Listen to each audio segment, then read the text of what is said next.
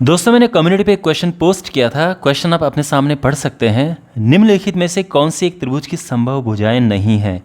अगर आप English medium के हैं तो इंग्लिश में क्वेश्चन को पढ़ लीजिए। तो यानी क्वेश्चन ये है कि यहाँ पर ये भुजाएं लिखी हैं 5, 8, 4। आप चाहो तो सेंटीमीटर मान सकते हो कि एक भुजा 5 सेंटीमीटर लंबी है, दूसरी 8 सेंटीमीटर लंबी है, तीसरी 4 सेंटीमीटर लंबी है। क्या ये त्रिभुज की भुजाएं संभव नहीं हैं? अब 72% लोगों ने आंसर दिया ऑप्शन ए, जो कि गलत है। इसका आंसर ऑप्शन ए नहीं है। कौन सा इसका आंसर है ये भी आपको पता चल जाएगा। लेकिन जो मुझे से ये समझ आया कि बहुत सारे स्टूडेंट्स को इस टॉपिक में प्रॉब्लम है, तो इसीलिए मैं आपको इस वीडियो में समझाऊंगा ऐसे क्वेश्चंस को कैसे करते हैं। और यहाँ पर टोटल 10 पार्ट हैं, लेकिन आई एम श्योर 3-4 पार्ट करने के बाद ही आप समझ जाएंगे और बाकी के पार्ट आप खुद भी कर सकते हैं। तो पहले मैं आपको बेसिक चीज़ समझाता हूँ। देखो, त्रिभुज क्या होता है, ट्रायंगल क्या होता है। ट्रायंगल होता है जो 3 लाइन सेगमेंट से, 3 जो रेखाखंड होते हैं उनको उनसे मिलकर जो आकृति बनती है, एक क्लोज्ड फिगर, एक बंद आकृति बनती है, उसको त्रिभुज कहते हैं। तो यहाँ पर एक लाइन ये है और एक दूसरी लाइन ये है और तीसरी लाइन ये है। ठीक है ना, ये थोड़ा बड़ी बना देते हैं। ये है, ये 3 लाइन है। अब इनको मिलाकर अगर हम एक त्रिभुज बनाने की कोशिश करें, क्या आपको लगता है कि बनेगा ये त्रिभुज? ऑब्वियस सी बात है, नहीं बनेगा। क्योंकि आप देखो, ये ब्लू वाली लाइन इतनी लंबी है, रेड वाली जो लाइन है ये इतनी लंबी है यहाँ से यहाँ तक, और जो ब्लैक वाली लाइन है वो इतनी लंबी है। ये त्रिभुज कैसे बन जाएगा? ये त्रिभुज नहीं बन सकता है। क्यों?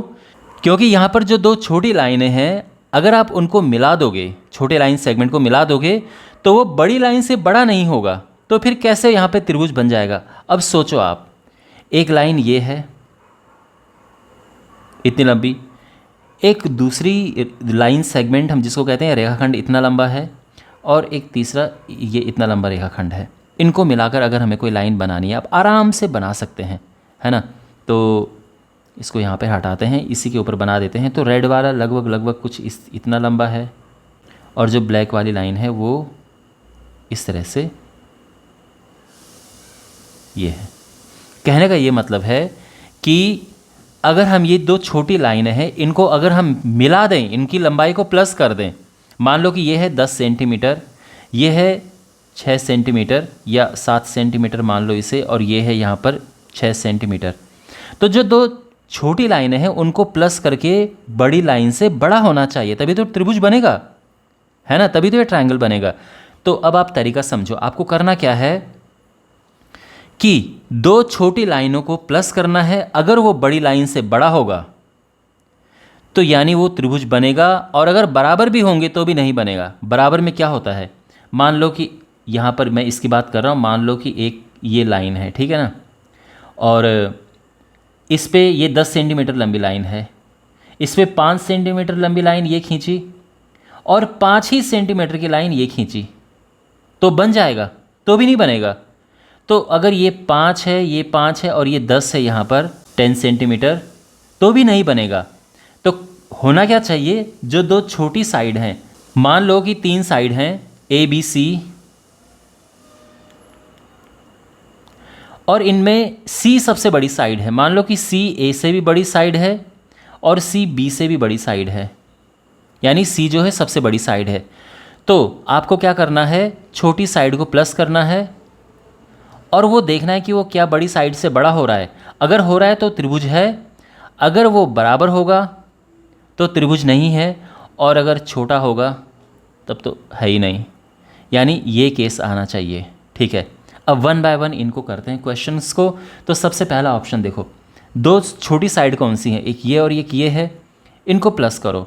तो अगर हम इनको प्लस करेंगे तो पाएंगे कि ये इससे बड़ा है, यानी ये त्रिभुज संभव है।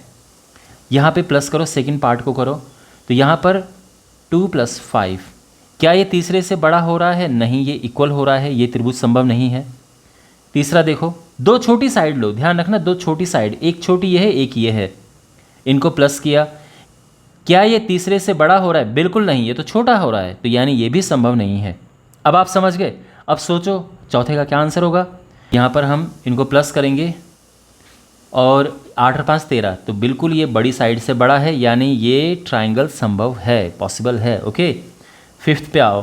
फिर दो छोटी साइड को लो, तो एक 2 है, एक 4 है, 4 और 2 होता है 6। ये बड़ी साइड से बड़ा है, बिल्कुल बड़ा है, तो यानी ये भी पॉसिबल है।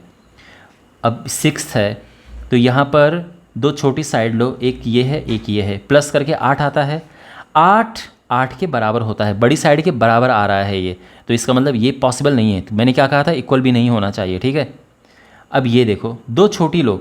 अब देखो इसमें क्या है कि ये दो तो बराबर हैं, तो छोटी तो एक ही है।